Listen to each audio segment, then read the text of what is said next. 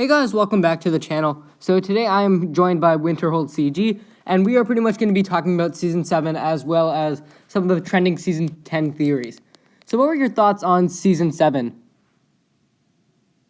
I thought it was pretty good for the most part. I liked the battles and the Vermilion Army, and the Time Twins, I liked how they kind of bring contrast, but they both kind of bring a common goal together at the same time. Yeah, no, I really loved how, Acronix was kind of a little bit more silly. He was the tech addict, but at the same time, he is very serious as well. He's very firm, and, I really like that balance with this character. Yeah, and he also has that type of where he doesn't give his respect to anyone, he doesn't deserve it. And Crux, I mean, he was kind of cranky and stubborn, but he did make some pretty good points about how a map and compass could be more useful than a phone sometimes. Yeah, no, I like Crux. He not as good as Acronix in my opinion, but I thought he was still a pretty intimidating villain. Definitely, more of the more serious out of the two.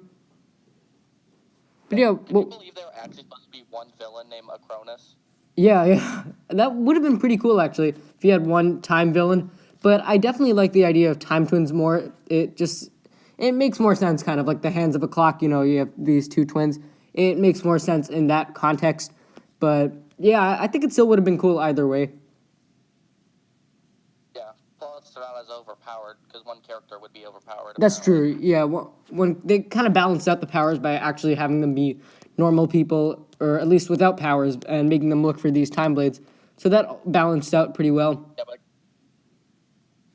Yeah, but the slow time and pause blade seem kind of too similar, because you could use the slow-mo blade as a pause blade if you really concentrated. Yeah, true. The pause blade was definitely the most powerful out of them, but yeah, the slow blade was probably pretty weak. They were definitely very similar. Like, why would you use the slow blade if you have the pause blade? Yeah. So what were your thoughts on the Vermilion?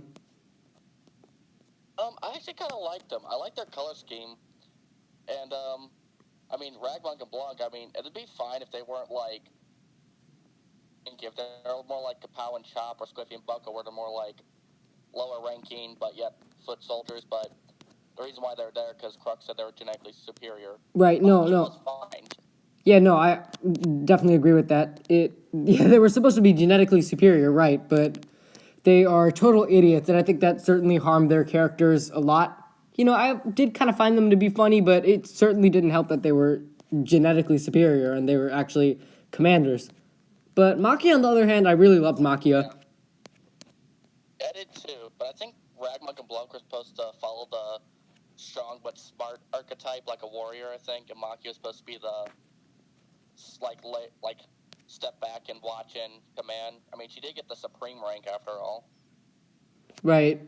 Yeah, no, Machia definitely was pretty cool, and it was kind of a plot twist to actually see when Machia did get killed alongside Blanc and Ragmuck by the Time Twins in the end. Certainly wouldn't have expected that. I mean, I can understand why they did it, but Machia kind of felt like Machia seemed like she was more stabbed in the back than the other two, because the other two. Yeah, it was coming for the other two. Like, they totally deserved it. Yeah, then Iron Doom became a whole sentient being. Yeah, no, that was really cool. I loved how, like, the Iron Doom's voice was actually all three of those guys combined. Yeah, I actually have that set. It's a rather decent set, although one of the blade, like, on the top left keeps falling off sometimes, but it's a pretty decent set. Yeah. What were your thoughts on the Ray and Maya story? I actually like that. I mean, bringing them back, like, actually figuring out that they weren't dead the whole time, they were actually alive. Right. Kind of dumb that they got overpowered by one guy with a sword when they had a whole blacksmith shop full of weapons. Yeah, but they are, on the other hand, they are older. So. Yeah, but, like, still, I mean, even without the elemental powers, they could still fight. I mean, combat experience is combat experience. True. No, I really liked Ray. Definitely, Maya's was a bit. I mean, they were both cool, but I liked Ray more out of the two. Yeah. I mean, it's kind of a shame they didn't appear, like, in the future seasons, but... I know, I really want to see him come back. Yeah. What were your thoughts on Wu's story? My favorite part about Power... Oh, go on. It's pretty... Like, of, like, the past. Yeah. The pretty interesting. I especially like the pre-fight, like 40 years ago when Garmadon and Wu with the Time Blades, well, the unpowered one, I should say, fought. I thought that was probably one of the best fights, other than the final battle fight Certainly. I've ever seen. Like, they were just all out at it, like, okay, we're not going to take this anymore. We're going to stop them. Yeah, no, It that didn't make sense why the other... beautifully But choreographed. still, it was a good fight. Right. Beautifully choreographed. Now, what were your thoughts about Wu's story, like, throughout the season and towards the end? Like, what do you mean? Like, with Ray and Time Twins? With the Time Twins. Like, throughout the end, yeah, I mean, the Time Punch did a number on him, but yeah, I'm glad that he didn't see any emotional connection as he did with Moro, though. Right. At the end, where he stood behind, he's like, as you said, Acronix, this ends today. I really love the ending of Hands of Time. Like, I don't really like the rest of the season, but really love the ending. It was just perfect. Like, I know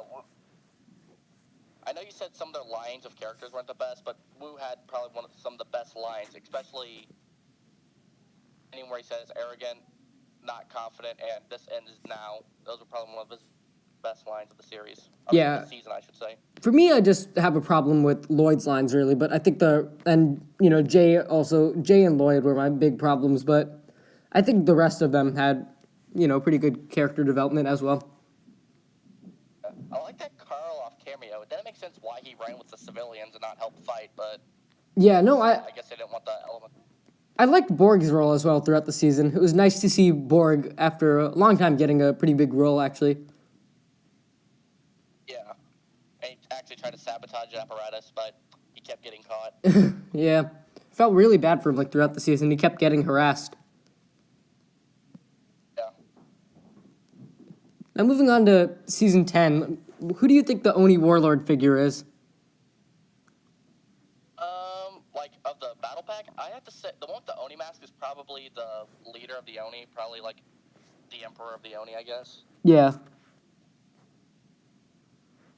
I think the figure looks really cool.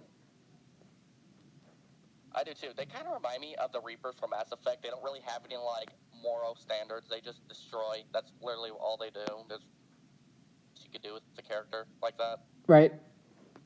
Well, looking at the character itself, a lot of people are wondering if it's actually Garmadon who transforms into the Oni. And I think it's possible that Garmadon could be impersonated by an Oni, which would explain why he got his powers back. I don't think it's Garmadon working for the Oni. I think it's an Oni disguised as them, because Garmadon was trying to stop the Oni. I think... Yes, he went about it a more cruel way, but still, he was trying to stop them. Well, yeah, I think that would be it would be a really interesting plot point, and two, there's no other real explanation for how Garmadon gets back his powers. It would just be too repetitive and too random. And why is he attacking the ninjas? Because he was trying to warn them, when Moro tried to warn Wu about Yang, it was the same thing. He was trying to warn them at the end of Season 8. He wasn't like, oh yeah, I'm going to betray you later. He's like, they're coming, you better prepare. Right, but that being said, he also wasn't, entirely good either. So... But still, but there are times where people will put their differences aside and stop the bigger threat, no matter what side they're on. Exactly. And that is potentially how Garmadon could ally with them. Do you think Garmadon could potentially ally with the ninja? Probably temporarily, and then he'll probably just live his life solitarily, maybe, come up every once in a while, but maybe he beat, I guess. Yeah, no, you know what I mean, for future. Right, become like Pythor? No way, but not an antagonist, again, where they did that with Pythor at Day of the Departed. Oh, yeah. I think it's probably best if he turns good. I would have preferred if he had just stayed dead and, not came back in Season 8. But what's done is done, and I think it's probably best for him to turn good now, or die. Either of those work for me. I kind of was glad Garmadon came back, because Elemental Master Destruction came back, but at the same time, I didn't like the way they did it. Some girl upset because the Great Devourer kind of killed her parents. It's and the ninja, it's why did she plan her revenge at Pythor? It was Pythor's fault. Exactly. Yeah, Harumi's messed up. Much better story. Yeah, been a much better start of season 8. Some girls like, I'm gonna find Pythor and I'm gonna destroy him. That would have been a much better season 8 was different. That would have been pretty interesting. But Harumi really had like a connection with Garmadon, so I like that throughout season 8 and season 9. I mean, it was kind of bizarre though. Like she just had this connection after a week of reviving him, though. Right. What kind of role do you... Skylar was the... Go on. Hang on, you go on ahead. What kind of role do you think that Jay and Nia could play in season 10? I'd say probably pretty minor. I think that they only put that on the trailer because and it's more info because the Jay and Nia thing's a big fan base. But I'd say it's probably gonna be last for an episode, or maybe a little bit to the next episode. Then the Oni strike. Yeah, that makes sense.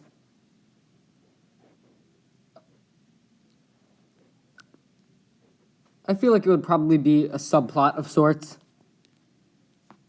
Yeah, nothing too major. I mean, Dareth's probably going to appear at that if they do have a wedding there. Hopefully God. Appear every episode like season 9. Yeah, same. I really hated Dareth in season 9. So, I mean, when he was... I mean, I don't know why they left them to watch Rumi, but they put Dareth there, I think, because more Dareth is one people can hate, and they don't want the risk the other ninja being hated, so they put Dareth there for Harumi to beat up and take over, because other ninja, it would make people think less of the ninja, but Dareth is one of those characters, they don't care what people think about him. Exactly, and he's meant to, that's why he's there, he's meant to be like that. Yeah. Alright, so I'm gonna wrap this up. So, thank you for joining me. Yeah. And hopefully It's nice to be on your channel. Yep, thanks for joining me, and hopefully we can do this again in the future. So yeah, thanks you guys for watching. If you enjoyed, be sure to leave a like, subscribe. Do you have a channel? You have a YouTube channel, right? Yeah, you do. That's silly. Yeah. Anyways, go ahead and subscribe to WinterholdCG. I'm going to put his link in the description here. So yeah, guys, thanks for watching, and I will see you next time.